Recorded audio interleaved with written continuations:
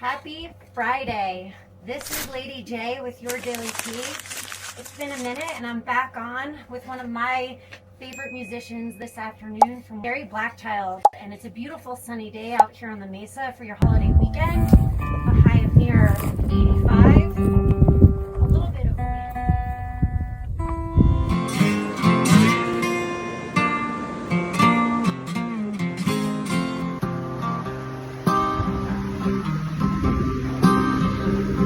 I met back in, I think it was February, when I had just moved back to Taos, and I caught him on Instagram, and I was really honored to do a shoot with Garry, and I'm so excited to have him as one of my first guests live here at True Taos Radio out here on the Airstream.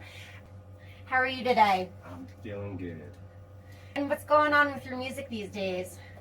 Well, I've been working for the last 3 years to get this new album finished, so I'm really focusing in right now to get it out by August. The album is going to be called Son of the Southwest. Son of the Southwest. So if you haven't followed Garry, it's Garry Blackchild Music on Instagram.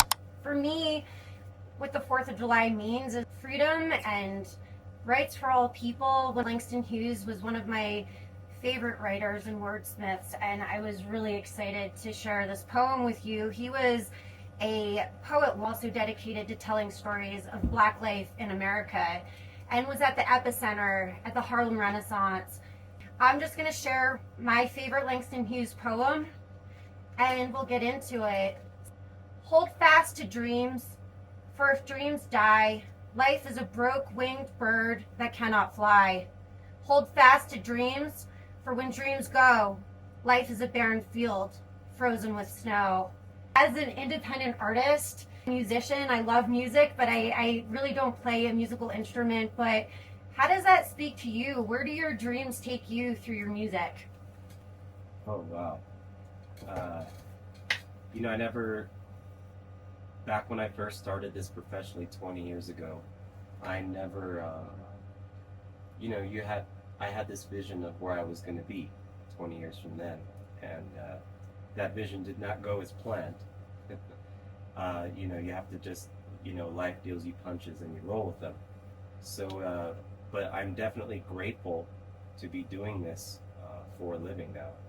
And so the dream has come true. Just the fact that I'm here and alive and able to do this art and music and poetry and songwriting, and to be here in Taos, New Mexico, which is one of the most magical places I've ever lived. I really am very grateful. Definitely living the dream in my mind. Very cool. I was blown away by your performance at Mesa Brewing. That was a few weeks ago now with Shiny Ribs. Your performance, your stage presence, and also how you just speak your own truth. It was just really great to see you up there.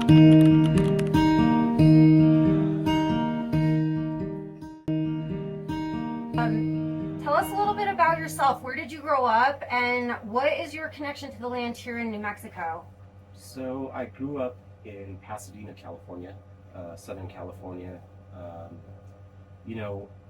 Pretty much Pasadena up until I was about 18, 19, and I started hanging out in Venice Beach.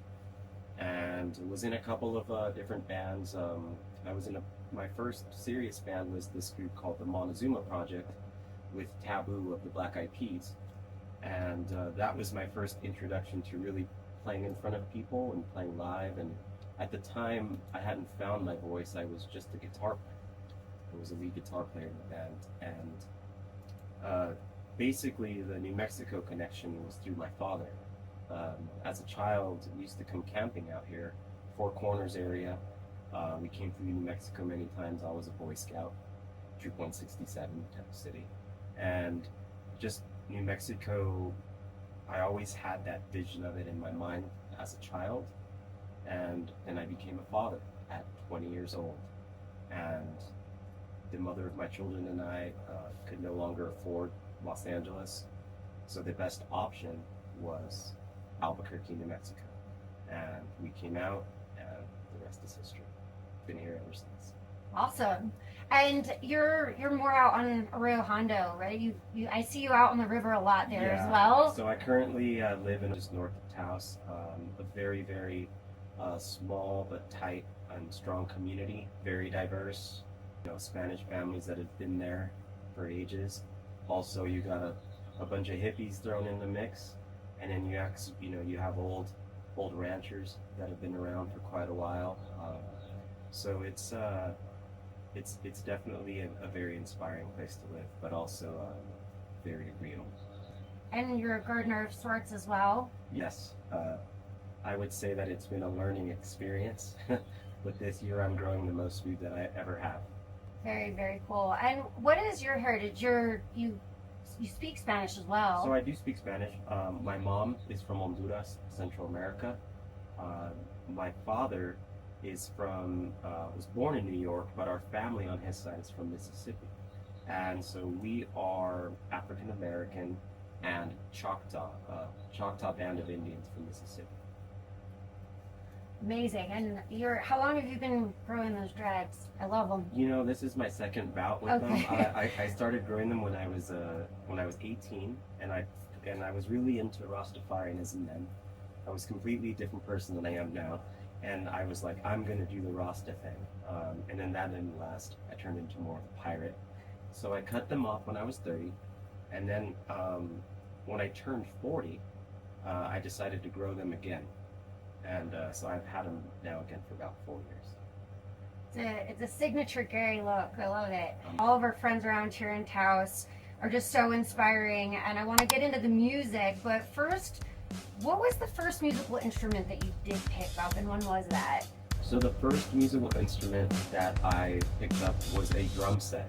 My dad bought me a full Tama drum kit when I think I was about 5 or 6 years old. And that didn't last very long because my mom hated it. And he set it up in the living room for me, and I would just bang away to Michael Jackson tracks. Yes. What's your favorite Michael Jackson track? Oh, if man. you could have one. Billie Jean, hands down, Billie Jean.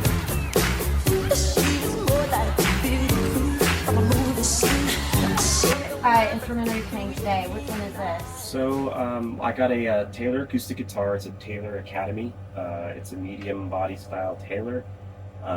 It's my workhorse. It's probably my favorite guitar at the moment, and I use it from everything from recording to playing live shows. And you write your own songs? Yes. As well? Yes. What is inspiring you right now around the music that you're writing? You know, I used to be very, very political in my songwriting. You know, my first couple of EPs and albums, and definitely like the climate of our country right now is definitely very inspiring, but also I'm trying to focus more on the positive and instead of, you know, because I complain every day about the establishment, but at least on this album the songs are more of a celebration of my heritage, which is, you know, being proud to be Black, proud to be the son of an immigrant, proud of the music that we contribute to America. So it's more of a celebration of culture than it is like I'm gonna just be, you know, bashing the government. I hear you, and thank you for that. I think celebrating positive things through words and music is one of the best ways to uplift. So I'd love for you to take it away, maybe give a little intro of where this song came from and let you do your thing. Sure. This song was a song that I wrote while I was incarcerated back, I think about 10, 11 years ago. I was incarcerated in Savannah, Georgia, and the best thing to get me through my time was songwriting. So I wrote the beginning half of this song while I was incarcerated in Savannah, Georgia, and the second half when I got my freedom again. And this is a song inspired by the outlaw, Billy the Kid, and this one's called Seven Demons Blues. It was completed in Ruidoso, Mexico.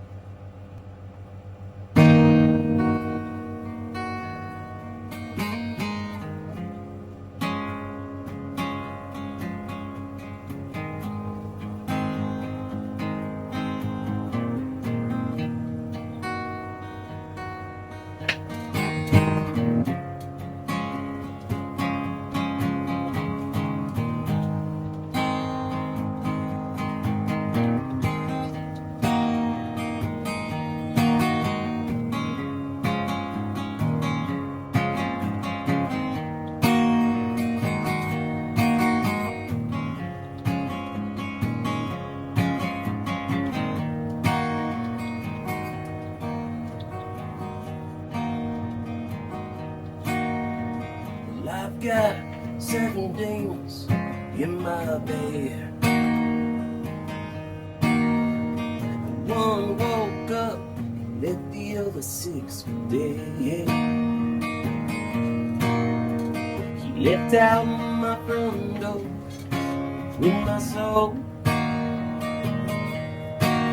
So I packed my bags and hit that open road.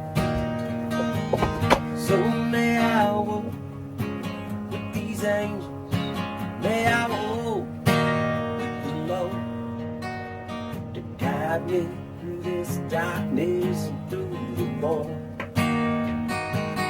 So may I walk with these angels, may I walk with the Lord to guide me through this darkness and through the void.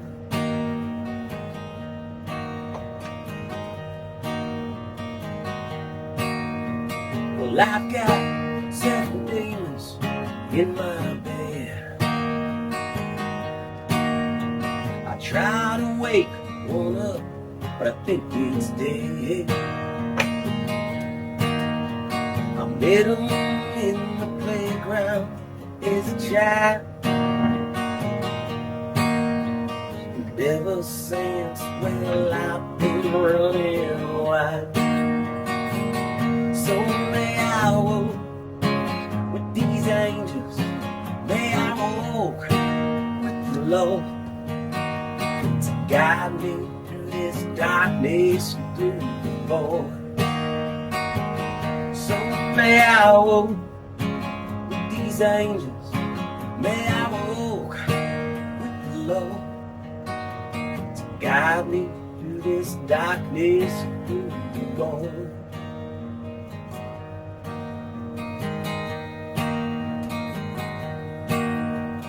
I've got the soul demon in my bed. I try to wake him up, but I think he's dead. I think these walls are finally closing in. So may I walk with light and wash away my sin.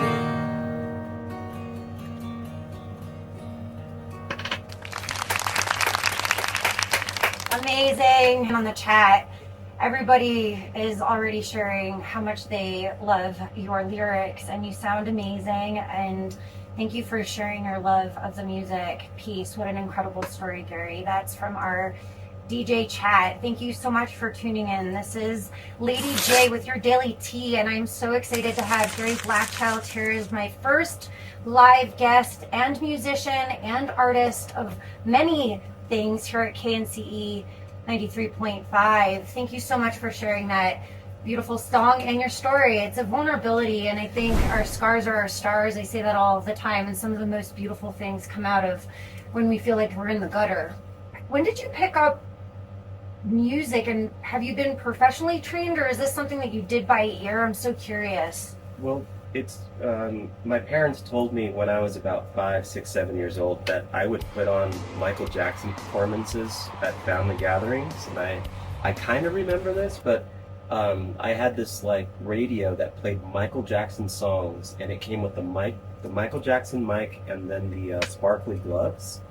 And whenever my family would come over, I would just lip sync and perform like a whole album, and they were like, "Yeah, there's something going on with this kid."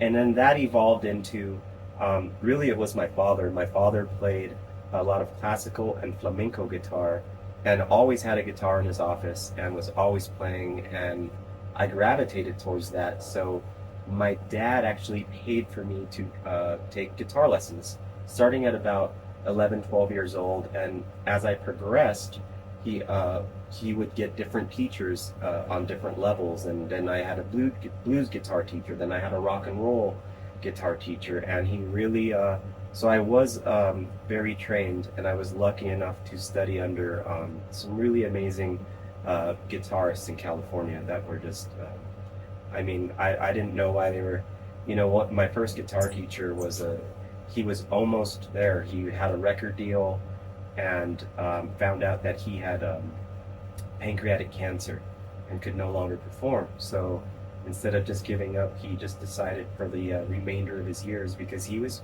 pretty much dying while he was giving me lessons. But he just would share his gift, and so yeah, I'm very grateful to have had some really good teachers. And rest in peace. And what was his name? His name was Jeff. Jeff. And he was this long-haired 80s rocker. I mean, the guy, and he smoked like a chimney. But he was the epitome of like the 80s rocker. You know what I mean? Like I worshipped that man. And can you also do the moonwalk today? Probably not. I love it. Yeah, Michael Jackson was certainly a legend.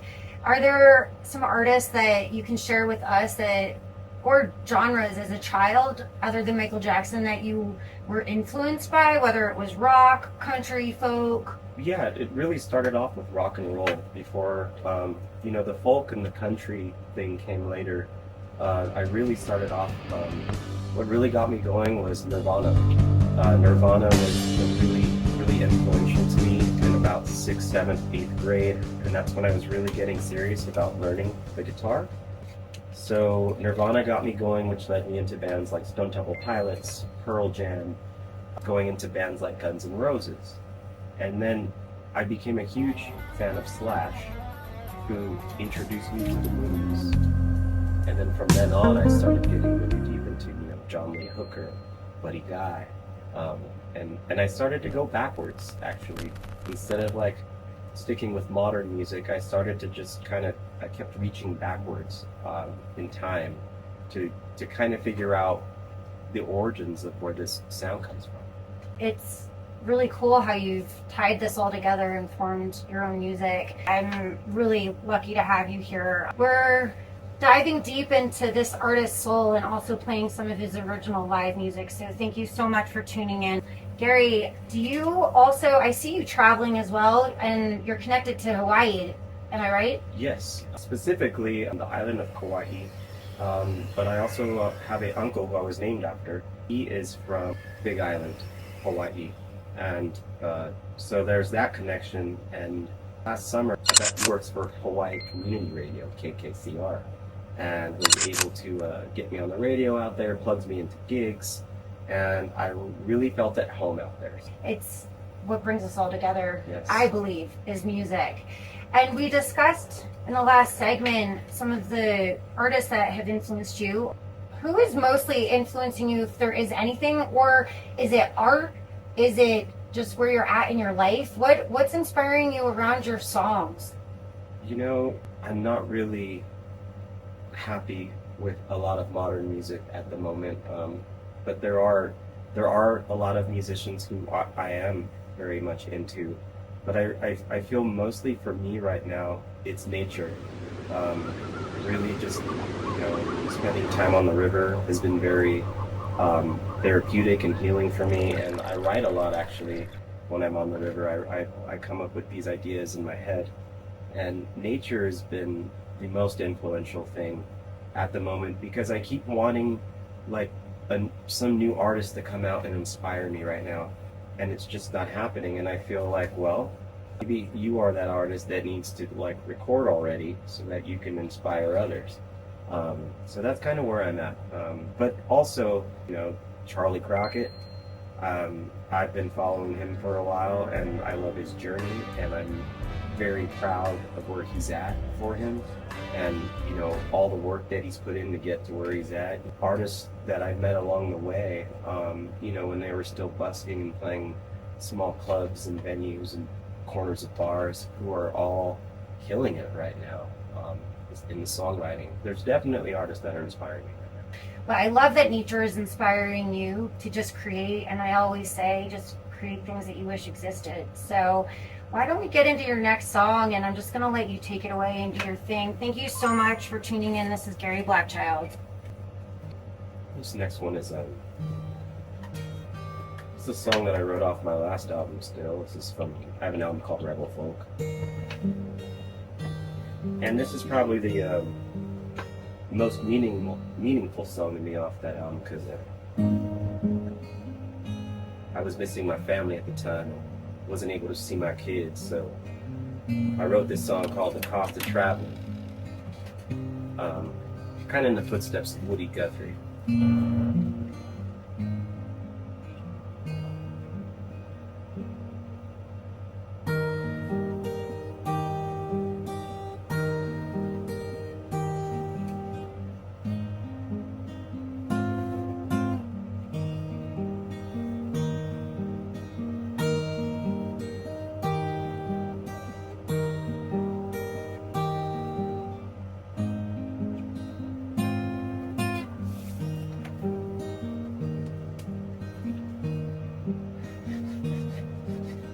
I'm always rolling, going and going, from deserts to mountains to seas,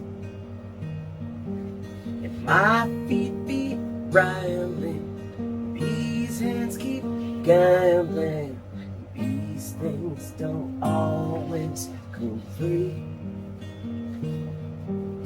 Leaving my family behind me, leaving my family behind me, and I'm always aching, my heart bends, it's breaking. I lost many a lover to this life, so what is it I'm seeking? I don't know what I'm thinking.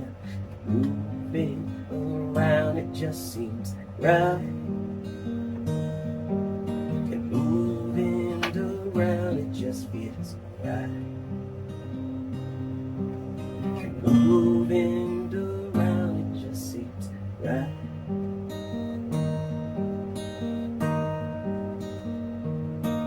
This traveling's more expensive than gold, and travelers don't cost me my soul. This traveling's more expensive than gold, and I wouldn't trade it for nothing in this world. I wouldn't trade it for nothing in this world.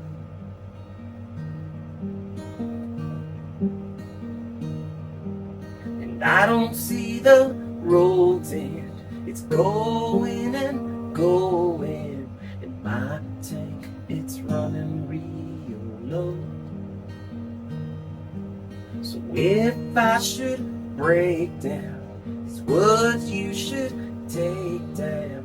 Always keep rolling, just roll slow. And always keep rolling, just roll slow. And always keep rolling, just roll slow. It's hard to come back on and forth because I'm getting lost in the music. You really sound amazing. What a beautiful song.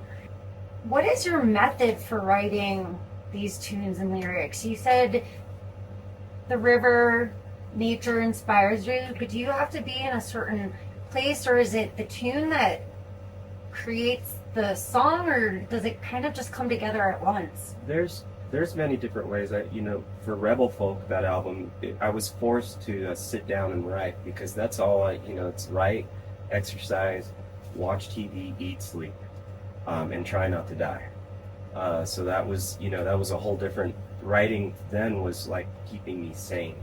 But now, that I'm able to have so much freedom, there's many different ways. Like sometimes it starts with the line, and that line will sit with me for weeks, and then I'm putting music to that, or it's an idea. Sometimes it's a riff, and a riff will come to me at 3 o'clock in the morning, and I just wake up and I just record it really quick on my phone, and then come back to it.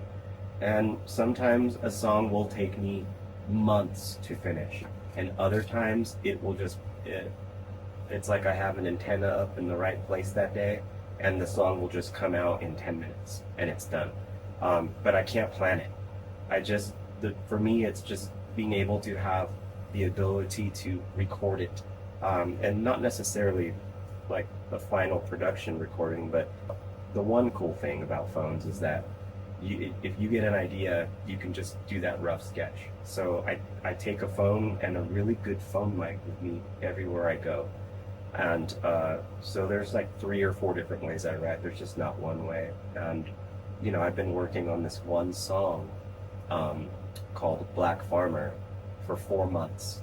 When are you going to finish that thing? And I'm like, well, when it's finished. You know, for some reason the last verse is eluding because I really, really want it to correlate with everything going on right now.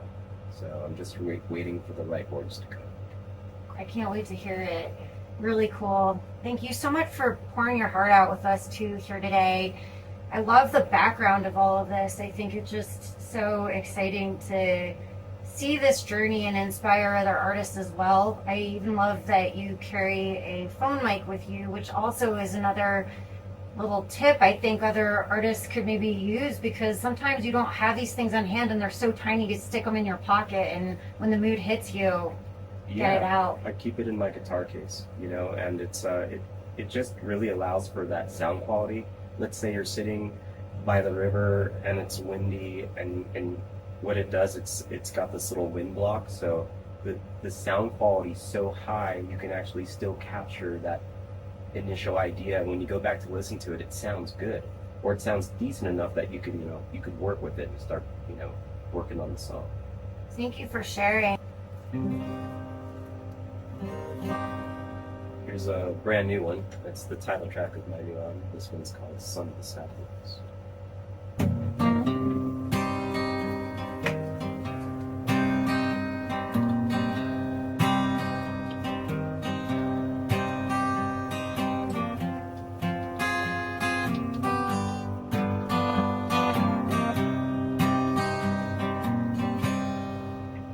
I'm a man on the run, like to have some fun.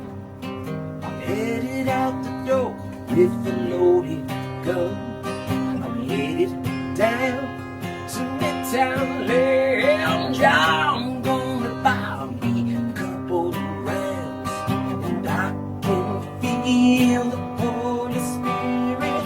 Come on, Lord, let's get on with that.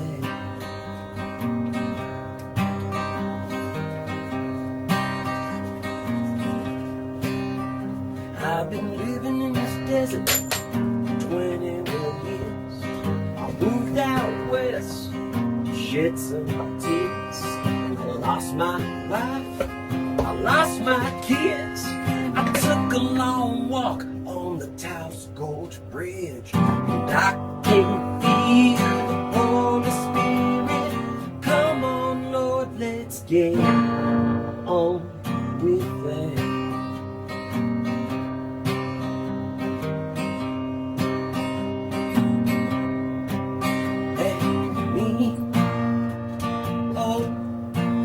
Desert sun,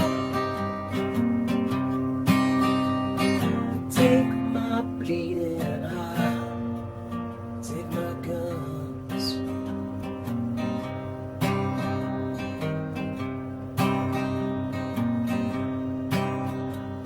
I live at the end of an old dirt road. It's good country living, it never gets old. The kind of life it heals the soul, where a man can hide or lose control. And I can feel the Holy Spirit. Come on, Lord, let's get on with it.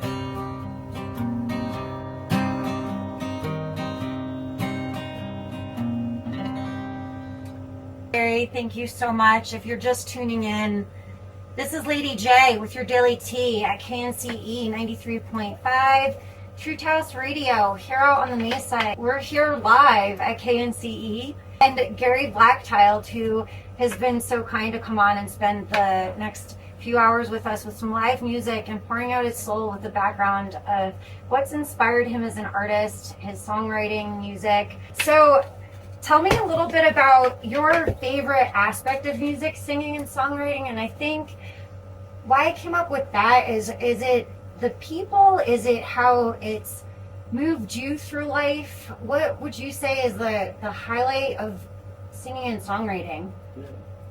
For me, the highlight is really just connecting with people, making that live connection. Definitely, it's very therapeutic for me to write about my life's journey and the struggles that I see and other people's struggles that I admire. But for me, it's definitely the live aspect, connecting with an audience. I love to make people move. I love to make people feel. I love to make people dance. Sometimes I see people cry when I'm playing songs, and for me, it's the connection with the people. And if I'm connecting with them and making them feel and move, then that's my high. There's no better high on earth than that. What grounds you before you get out there? Oh man, I've been doing this now for getting close to 20 years, and I still get a little bit of a stage fright. Whether I'm playing a big stage to a couple thousand people to when I'm playing at the Sagebrush Inn and there's 7 people sitting there at the bar and they're just all staring at me. I still get a little bit of stage fright. So I really just it's the music that's grounding. It's like once you play that first 10 seconds of that song, there's no turning back. So it's just that, and also realizing I've really come to this reality as a songwriter and a performer. Not everyone's gonna like what you do, and that's okay. And you just have to own that. And if you own that, you're fine. And because there's so many people that are gonna love what you do, and you can't please everybody. Really, you just gotta stay true to yourself and give the best performance that you can. Then you're already winning. Great advice for newcomers out there too is just speak your truth, come from the heart, and be who you are, as the best version of you that you can be every single time. Let's continue on with some music, Garry. Thank you so much. You're welcome. This is a new tune that was inspired by a really bad situation I found myself in Ruidoso, New Mexico. It was I believe it was an open mic, and a gentleman had made comments to me about how he didn't know that, or he didn't feel that a person of my color should be playing country music. So I had some words with him, and long story short, we ended up in the parking lot, and he broke my nose, and we got in a fight, and I think I was able to break one of his ribs, which in New Mexico we call a draw. And anyways, instead of writing a song about how terrible that night was, I decided to write a song in his honor about how proud I am to be a black musician playing country music sometimes in New Mexico. And so this is the longest song title I've ever had.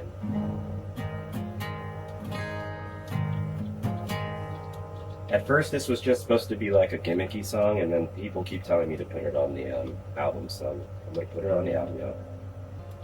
Alright, this song's called "I'm Just a Black Man in New Mexico Trying Not to Get Himself Killed."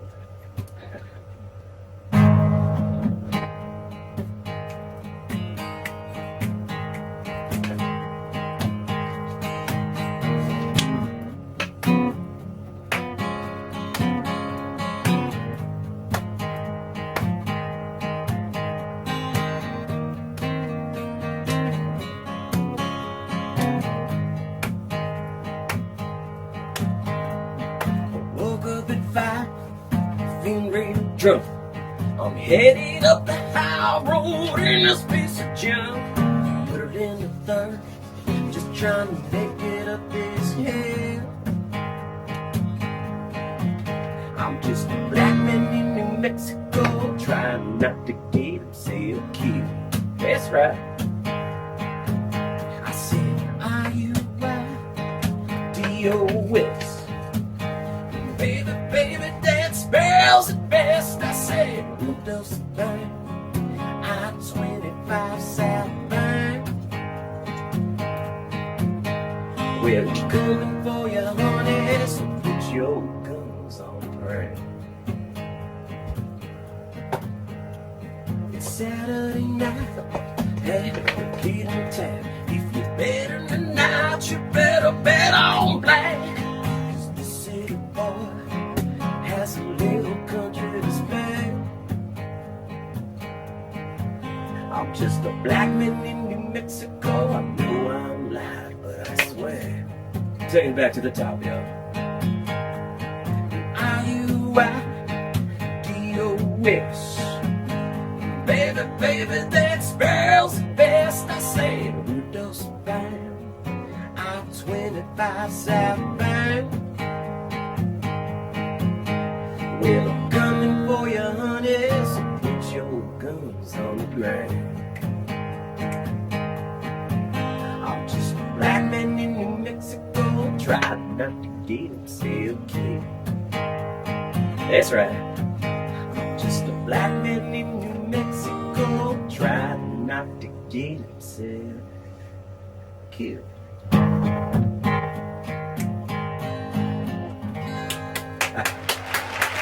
So good. We had me dancing. That was such a good performance when I saw you live out there. Thank you so much. Love that one. So good. Yeah, so we're here with Garry Blackchild in New Mexico. Gary's journey is quite amazing. I met Garry, actually, I was trying to get to, I think it was the University of Mexico was doing a panel in February for Black History Month, and that's when I actually keyed into Garry Blackchild and who he's about and what he's about. So, you know, lo and behold, here we are in July, on July 4th, together here at KNCE. I was honored to do, I'm not a professional photographer, but I really captured some cool moments with Garry out in Arroyo Hondo, out on the river there. And Garry refers to himself as a pirate, and I love that you are inspired on that river, which inspires, I think, many of us as well.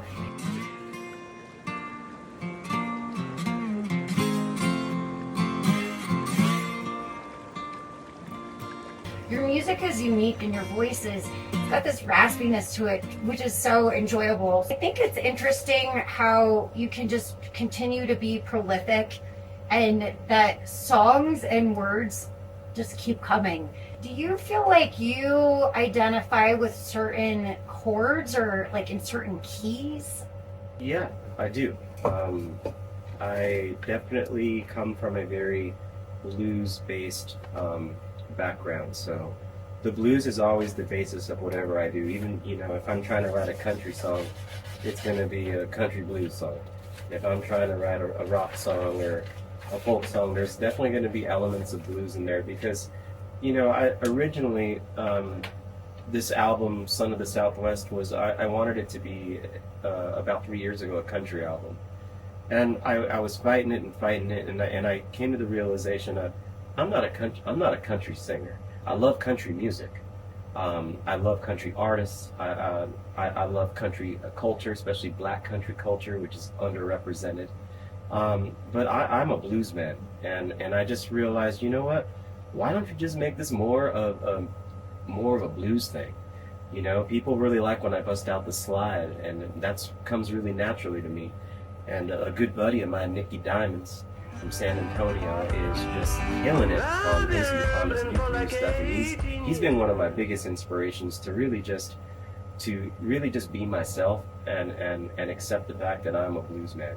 And so I've actually had to cut about half of the songs out, original songs, and I'm having to write 6 more that are more me, but it's more enjoyable. I'm enjoying it more rather than, you know, I really wanted to show the world, hey, black people can do country too, but we always have been, and there's plenty of really like amazing black artists that are doing country music, and I just feel like at this time, the blues is where I need to sit. So. Thank you for sharing that. I think everything is an evolution too. Outside of the music, do you have work that you do, or? I do. I've been a working musician for the past 20 years, so I've never had a record deal. I've never had a label behind me. I've never had a booking agency. I book all my own shows, my own tours. So I've been, I fell into, I guess the backbone of the beginning of my career was landscaping. I had to just really get out there and do that, and I had a really great gig in Santa Fe for many years working for this company called the Raincatcher, installing rainwater harvesting systems for people living off grid and people living on grid, and that really supported me and helped me, help take care of my kids and when the music wasn't. Also bartending. I've been a bartender for the last 20 years, off and on, and I told myself I would never do it again. And here I am picking up shifts at the burger stand in Taos. Another side of me is it's been a while, but I do make art. I do like to paint, mixed media, and there was a period there where I was making some mixed media paintings, and I sold every single one of them. So I definitely do work, and trying to play some bigger stages and festivals and things like that. But yeah, I'm a working musician. A little plug too. You make your own merch. I know that you have stickers, but I remember seeing a denim jacket that he had block printed. Really cool merch out there. Try to upcycle. So I definitely have always been inspired by vintage fashion. I definitely am a fashionista myself. I get that from a lot of my influences. But yeah, so what I'm doing is I'm coming out with a new line of merch.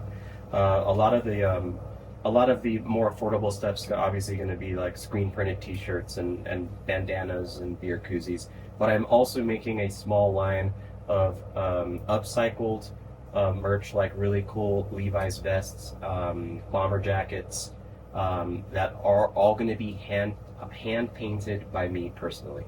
And they're going to be obviously a little more, but definitely a lot of love going into them. And I feel like people appreciate something that's hand done by the artist. So absolutely, originals. And where will we be able to find those? So those, as soon as my album is finished, I'm gonna start bringing the new merch out.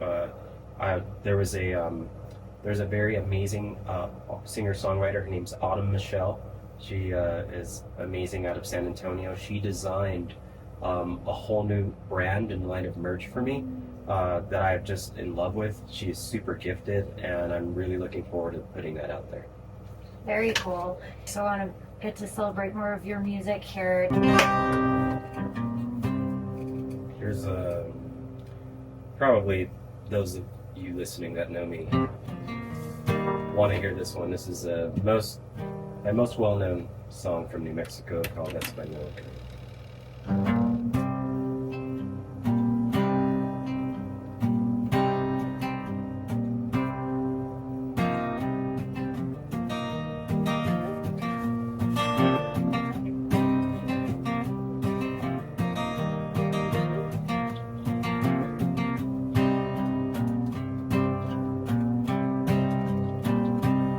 Well, she grew up in a strung-out town, North New Mexico. People always judge her for being a single mama, full of tattoos and clothes. But all I saw was her long black hair, her eyes burned like fire, and I could feel her pain 100 miles away, and it felt like cold barbed wire. Hey, I'm headed north on the southbound train. The tears fall and mix that desert rain. I'm headed north on a southbound train. When her tears fall and mix that desert rain.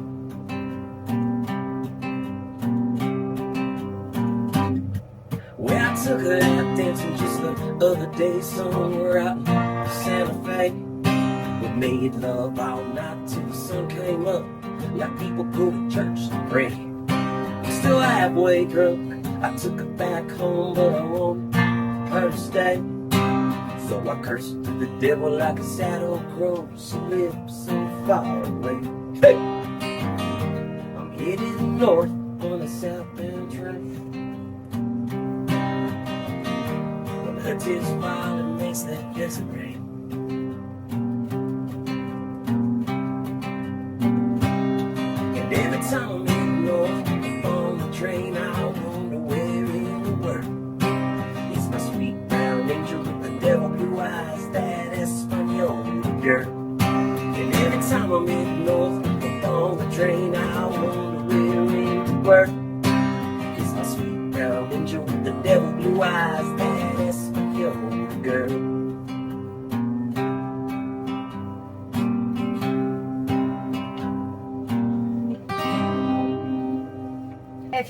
tuning in and you are from Taos, New Mexico, you would know where Española is and the influence in New Mexico. Can you speak a little bit about just the different parts of even Taos County are so interesting culturally, but what was it about this song and the Española girl? When I lived in Santa Fe and in Albuquerque, for some reason I would just only meet women from Española. I hate to say it, you know, but there was actually two women from Española, but it's really about both of them. And what was really cool is that they introduced me to northern New Mexico. I would go up to visit.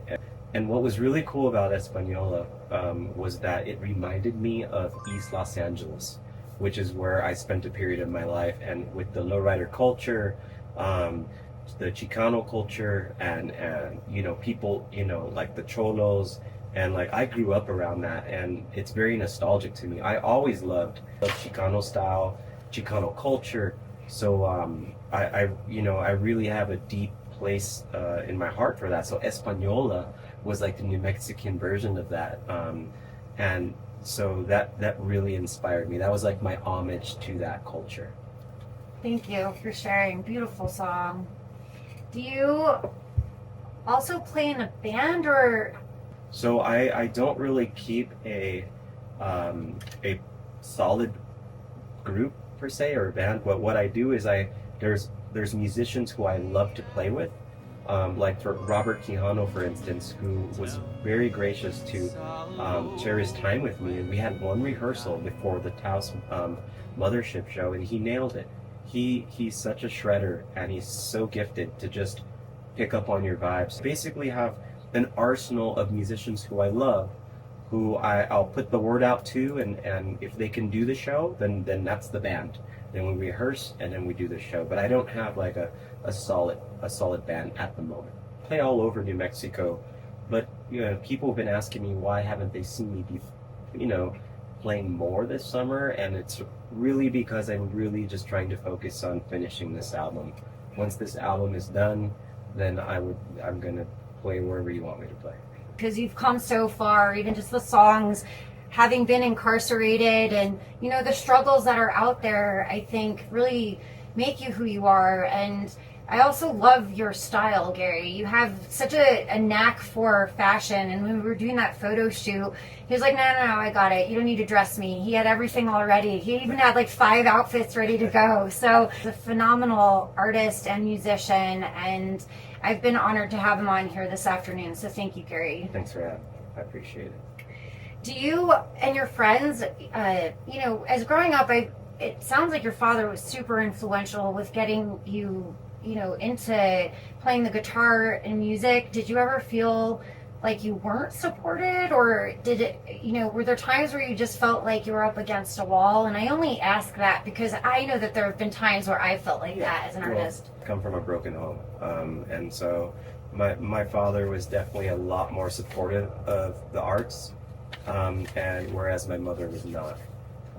She was very, very, when I told her that I wasn't going to do any more college and I was going to hit the road and be a vagabond and live out of my car and tour and, you know, hop trains and do all those things, kind of got disowned for a little while from that side of the family. But she's come around, and now that she's seen me, how serious I am and how I stuck to it, she celebrates it, you know, so it all came full circle. But yeah, I wasn't always supported on both sides of the family, and definitely there's always been a lot of haters in what I've done because I've always done it my own way. I haven't always been the most professional artist out there. I think that just came with time. You know, I definitely had a reputation in my early days of, you know, doing shows completely drunk, you know, getting in fights in the middle of the shows, yelling at fans, you know, it's just part of it. It was a learning curve for me, being, you know, knowing the professionalism of this beautiful thing that I do called music. But yeah, I definitely have not always felt supported, which to me has like driven me more. Thank you for sharing that. I again have related to you in so many ways. I was the rebellious hairdresser on stage and kind of went rogue in a few different aspects. Not drunk on stage, I can't join you in on that one, but I can get it as a musician, you know.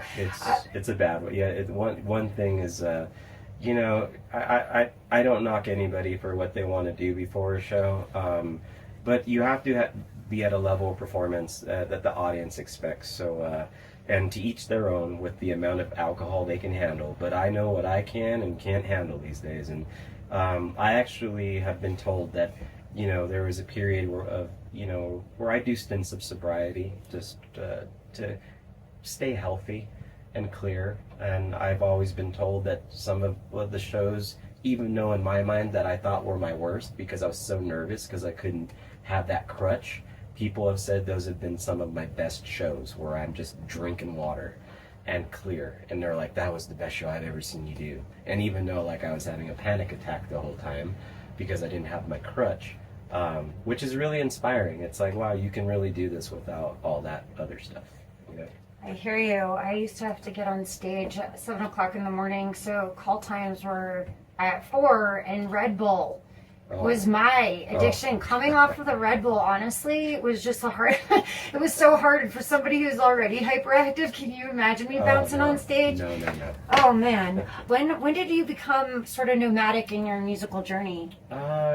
So that was about 21. I was about 21 years old when I decided to do that. I had a lot of friends that were doing the train hopping thing and the hobo thing, and I really was like inspired by that because it was so folky and rebellious. And I did it like 3 times, and I was like, hell no, I'm not doing this anymore, because there was an instance where I almost died trying to catch a train, and almost probably either would have died or lost a leg or two.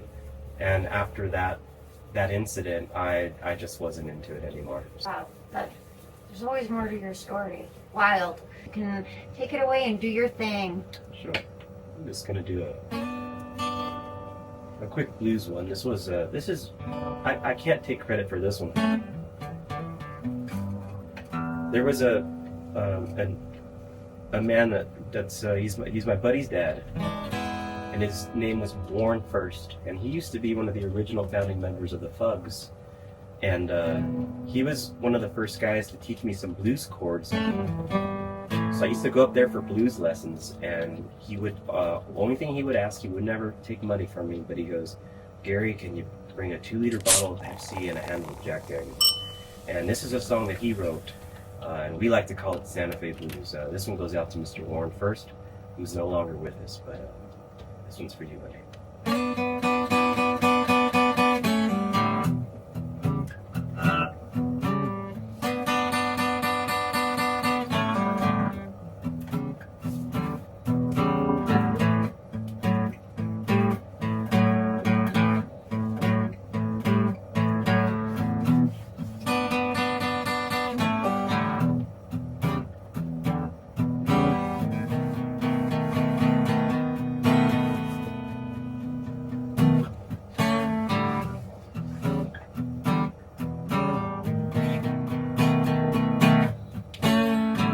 When I'm done rambling, I said Santa Fe's gonna be my new home.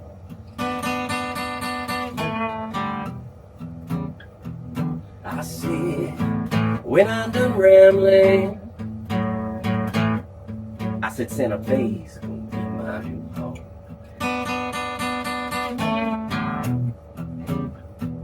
I said, women treat me good there, and the police, they leave me alone sometimes.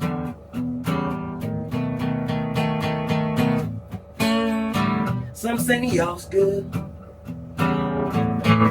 and some say New York can be kind of bad.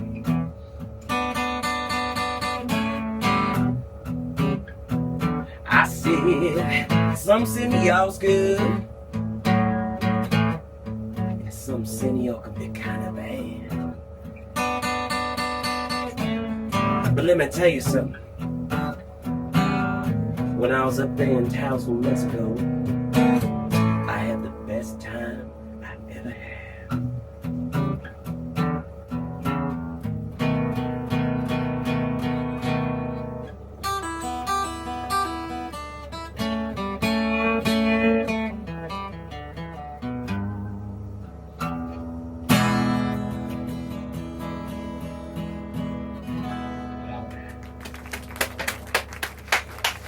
I can't wait to hear your next album. Garry is out on the river, inspired to write music, and was sharing that he even keeps a phone microphone with him wherever he goes, which I think is so cool and something that a lot of artists might not think to do, which brings me to, what would your advice, being that you've been doing this for basically your life, is singing, songwriting, performing, you've been doing it for so long, what would your best advice be for artists that are trying to get their music out there? Best advice is, brand yourself. Really, really brand who you are. Take some business classes. I wish I would have taken that more seriously, but it's no joke. Unless you want somebody else to represent you, who you trust, I think it's really, really wise to learn as much as you can. Learn how to learn to use your phone camera. Learn how to make your own music videos. Learn how to do a little bit of recording. Learn how to book. Learn how to do it all on your own first, then trying to rely on other people to do it for you. Because I don't care who it is, it could be family, but at the end of the day, they're going to want their cut too. So unless you're okay with that, it's really important to learn all aspects of this business. And it starts with branding yourself. Have a clear vision of how you want to be represented and how you want to put yourself out there, and then and do it. Like, start doing it on your own and the rest will come. If you do it on your own, more people will see it, and people who can help you, the right ones, will start coming into your life. That's kind of where I'm at, is just really trying to brand who I am and own it. I'm calling my brand Afro-Indigenous Folk and Blues, and that is the closest way I can describe what I do. And learn everything you can about this business, because let me tell you, people are out there to try to make money on you, and they're not looking for you to necessarily make money. They'll put you out there, but you might not see no money for a while. Thank you for the advice.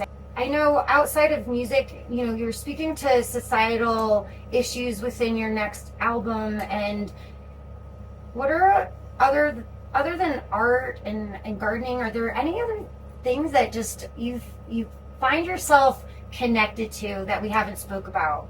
Being the son of an immigrant, my mom immigrated here from Honduras, Central America, and she did everything that she needed to do to get her work visa, and then she became a U.S. citizen. Honduras is a really, really rough country, and she's told me some horror stories of why she wanted to leave there. So one of her dreams was to always go back to her village, which was a really small village in the jungle of Honduras, where it's very, very poor, but located next to some beautiful Mayan pyramids that are still not even excavated. So my mom's dream was to always open up a community center down there for the kids, and she's never been able to do that. So one of my projects is, when I have some success with this music business thing that I'm in, I would love to support my mom's dream and to go down there and open up a community center, build a skate park, a place where kids can learn music, they can go surfing, have a rock climbing wall. But I want to make this really amazing community center in the middle of the jungle of Honduras, and it's really doable. It just takes some money and somebody to go down there and have a vision. And I feel, everyone's like, oh, Honduras is so dangerous and blah blah blah, but when you go down there with a good heart and good intentions, there's a lot of good people down there that will support you on that. It's not all gangs that the media portrays it to be. There's an element of that like anywhere else, but there's a lot of really good people in Central America. And I think the reason why so many of them are coming here is because, there's just not a lot of opportunity. But if you create more opportunities in places like this, I feel like, you might inspire some of these youth to stay there and to continue to build it there and make that place, a better place. You know what I mean? So that's definitely one of my passion projects, is to fulfill my mom's dream to have a community center in Honduras. What a great concept to build promise from within. Your mom should be so proud. Thank you, Garry. I'll let you take it away. We have a couple more songs with Garry Blackchild. All right, this one is one that I'd like to dedicate to my mom because she goes. The other day she goes, "Mijo, how come you don't sing any songs in Espanol?" You know, and I'm like, "Oh, well, because I don't speak as well as you do, Mom." But this one is one that I wrote called "Ella es como el viento," which translates to "She's like the wind," and this is dedicated to my breakup. Listen like this.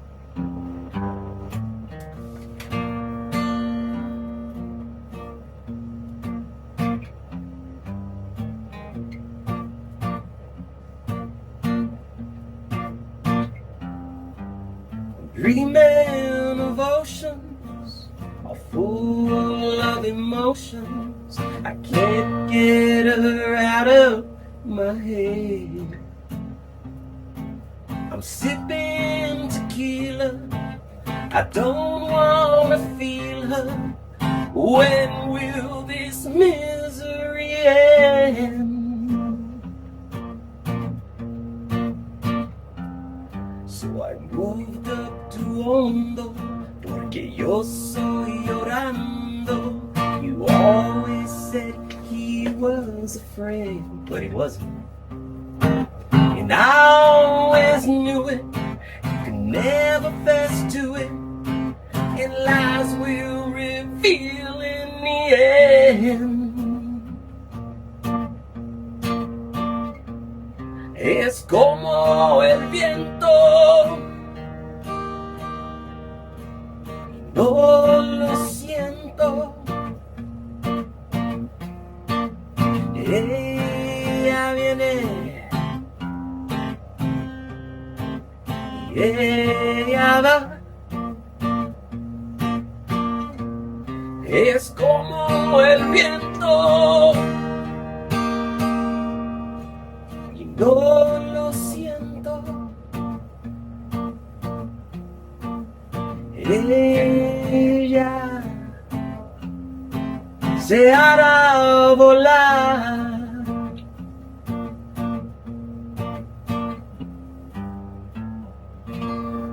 Just did the real short version because So beautiful. thank you. What a beautiful homage. That will be on the new album though. That is it's a little, it might be that hidden track at the very end. If you let the album play, it's just gonna play. It's just a little track in there from my mom. It's been a real honor and privilege to be here with one of my favorite musicians.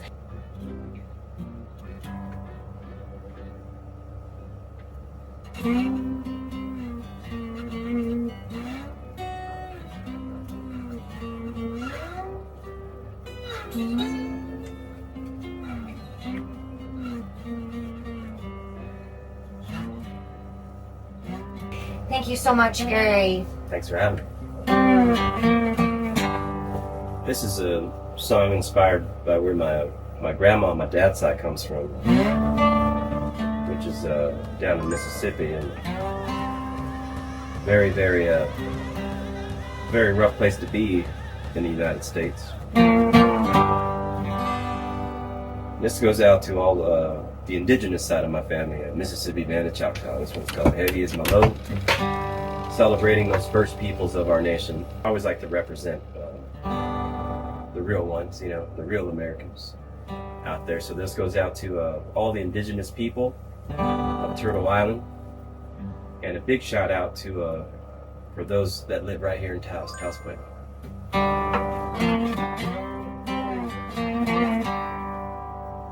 This one's called Heavy Is My Load.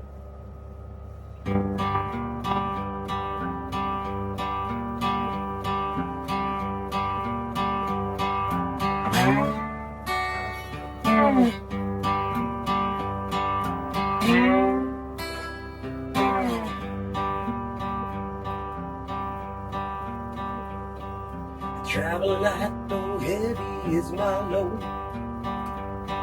I travel light, though heavy is my load. Oh, travel light with a heavy load. To the 10 miles on that open road. Travel light, though heavy is my load.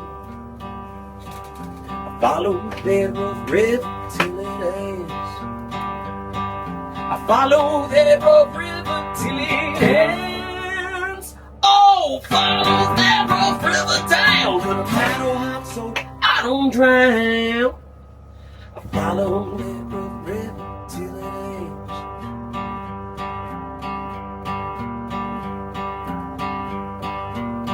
I'm gonna lift my load on that open road, so ferry me to the other side. I'm gonna lift my load on that open road, yeah, so ferry me to the other side,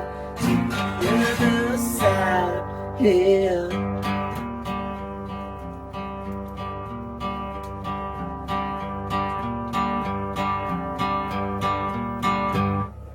When I get across, please take my hand.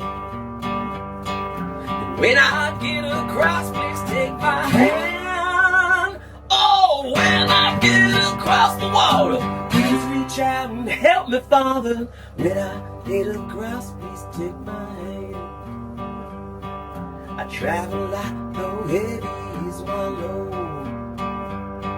I travel like no heavy is my load.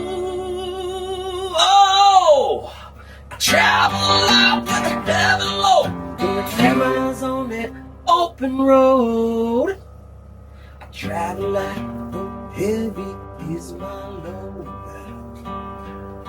Thank you for having me, son.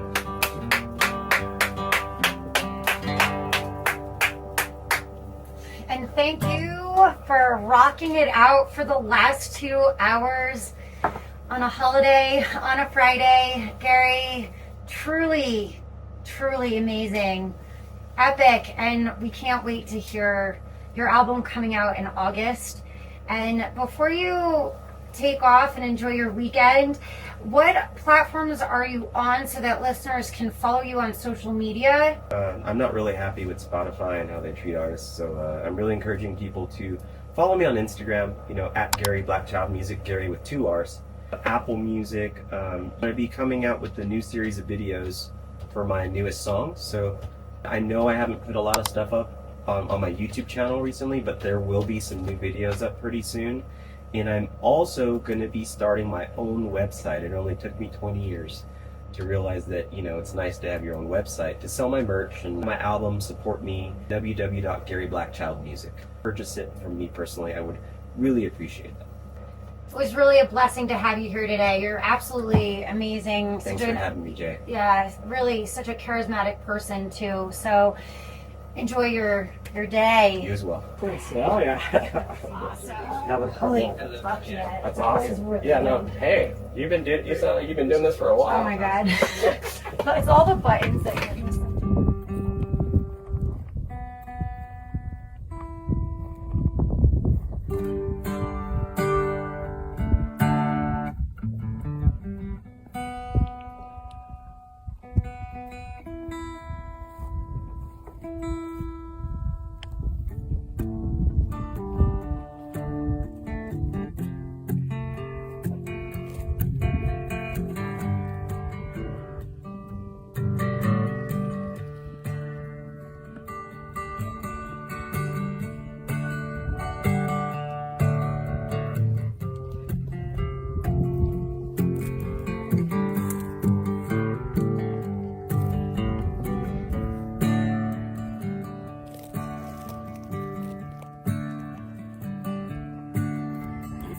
To get to heaven, go through hell. Wait on the phone at the county jail. Your mama doesn't answer, so you're thinking on a melody. I bet they make this whiskey in Tennessee. Oh, I bet I hide this bottle, 'cause I know me. And if I take another sip, I'm gonna turn into the